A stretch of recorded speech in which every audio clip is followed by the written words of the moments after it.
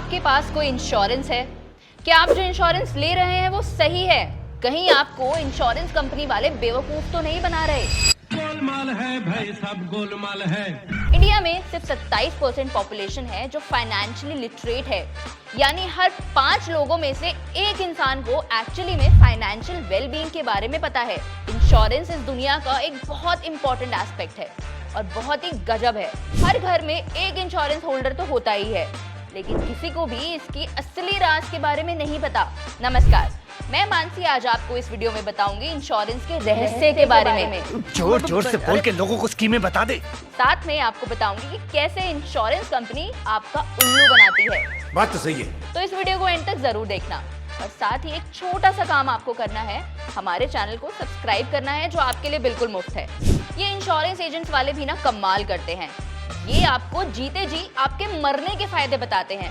देखो यार, जिंदगी का कोई भरोसा नहीं, पता नहीं कब फोटो पे हार चढ़ जाए और फैमिली का फ्यूचर, बच्चों की पढ़ाई खतरे में पड़ जाए। पॉलिसी ये हर मिडिल क्लास आदमी की प्रॉब्लम का एकमात्र सॉल्यूशन है।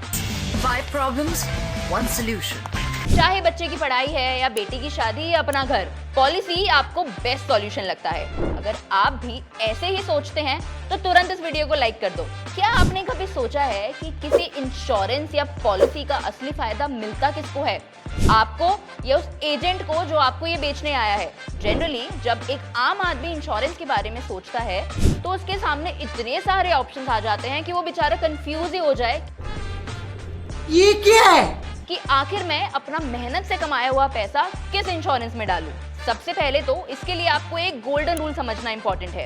Insurance and investments are 2 different things, they are not same. इन दोनों को कभी भी मिक्स मत करना। देखो, इंश्योरेंस जरूरी तो है, सबको करानी चाहिए, लेकिन कौन सी और कितने की इंश्योरेंस आपको करवानी चाहिए, ये असली सवाल है। तो मेरे अकॉर्डिंग ऐसी 2 इंश्योरेंस जो आपके पास होनी चाहिए वो है टर्म इंश्योरेंस और मेडिक्लेम इंश्योरेंस। बाकी सब सिर्फ पैसा लूटने की निंजा टेक्निक्स हैं। इंश्योरेंस का मतलब है प्रोटेक्शन फ्रॉम रिस्क, यानी भगवान ना करे लेकिन कल को कोई अनहोनी हो जाए तो ये इंश्योरेंस आपके दुख का साथी बन सके। फॉर एग्जाम्पल, हम कभी कार का इंश्योरेंस करवाते हैं कि कभी कार का कोई एक्सीडेंट हो गया या कार चोरी हो गई तो हम इस रिस्क से बचे रहें। तो ये सब बाइक, कार, फायर वगैरह में तो हो सकता है, लेकिन लाइफ में ऐसा क्या गलत हो सकता है? जब तक आप जिंदा हैं, स्वस्थ हैं तो ठीक है, तब तक अर्न, सेव एंड इन्वेस्ट का फंडा लाइफ में चलाते रहो। लेकिन किसी दिन बीमार हो गए और अर्न नहीं कर पाए, कभी एक्सीडेंट हो गया या मर ही गए, उसके बाद क्या? उस टाइम पर याद आते हैं ये दोनों इंश्योरेंस।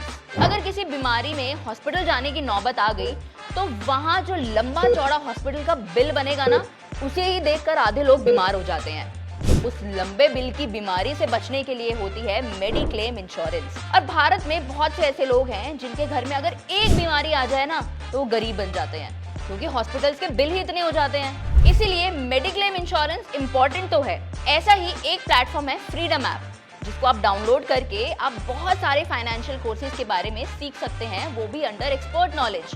डाउनलोड करने के लिए लिंक आपको डिस्क्रिप्शन में मिल जाएगा।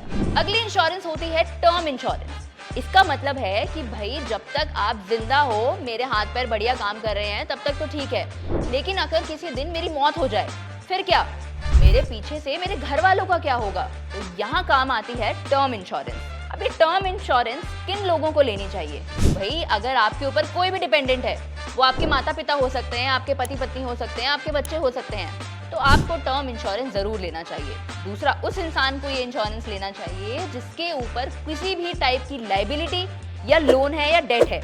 और मिडिल क्लास आदमी तो हमेशा घर या गाड़ी लेने से पहले लोन ही प्रेफर करता है। अगर आपको फ्यूचर में कुछ हो जाता है तो आप हमेशा चाहोगे कि आपकी लायबिलिटी आपके चाहने वालों के ऊपर ना बन जाए, या आपने जो अपने माता पिता को घर दिया है वो उनसे छिन ना जाए। तो आपने अगर किसी भी टाइप का लोन लिया हुआ है तो टर्म इंश्योरेंस लेना आपके लिए बनता है। अब आप सोचेंगे कि आपको कितने का टर्म इंश्योरेंस प्लान लेना चाहिए, तो आपको अपनी सैलरी पैकेज का 20 गुना का प्लान लेना चाहिए। यानी अगर आपका पैकेज 10 लाख का है तो आपको इंश्योरेंस प्लान 2 करोड़ के आसपास का लेना चाहिए।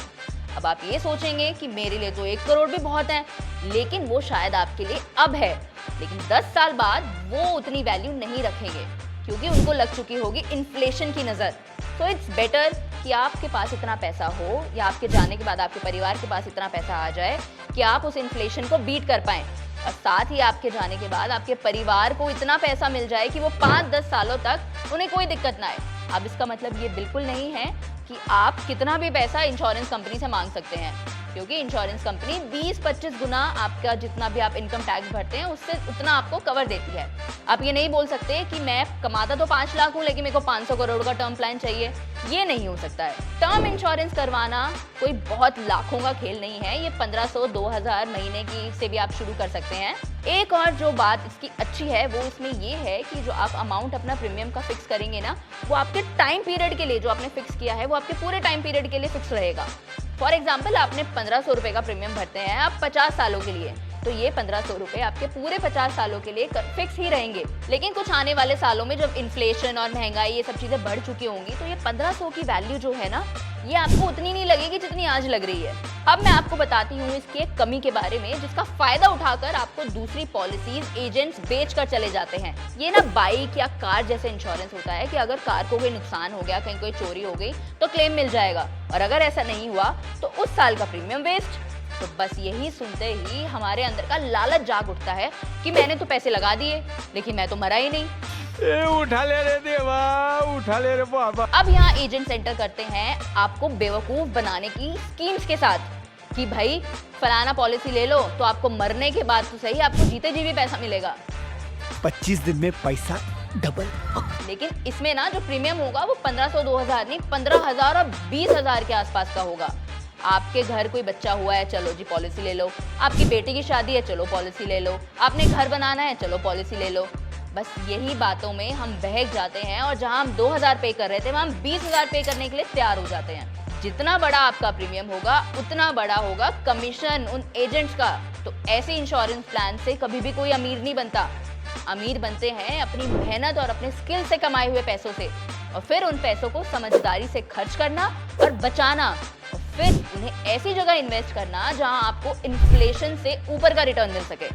यानी फॉर एग्जाम्पल अगर इन्फ्लेशन 6% का है तो आपको ऐसी जगह पे इन्वेस्ट करना चाहिए जहां आपको जो रिटर्न मिले अपनी इन्वेस्टमेंट पे वो 8 या 9 या 10% का मिले। हमेशा इन्वेस्टमेंट ऐसी जगह करनी चाहिए जहां इन्वेस्टमेंट का रिटर्न महंगाई से ज़्यादा हो, और ये रिटर्न आपको हर इंश्योरेंस पर तो नहीं मिलेगा। आप गोल्ड में या रियल एस्टेट में या स्टॉक मार्केट या म्यूचुअल फंड्स में इन्वेस्ट करने के बारे में सोच सकते हैं। अगर आप ऐसी और भी फाइनेंशियल नॉलेज गेन करना चाहते हैं तो उसके लिए आपको कहीं जाने की ज़रूरत नहीं है। आपको बस अपना फ़ोन उठाना है, फ्रीडम ऐप डाउनलोड करना है जहां आप हज़ारों कोर्सेज से जुड़ सकते हैं with expert knowledge and guidance. तब तक के लिए बने रहिए हमारे साथ। मैं उम्मीद करती हूँ कि आपको ये वीडियो समझ में आई होगी। आप अपने कोई भी डाउट्स या आपके क्वेरीज जो हैं वो कमेंट सेक्शन में पूछ सकते हैं। मैं मानसी मिलती हूँ आपसे अगली वीडियो में।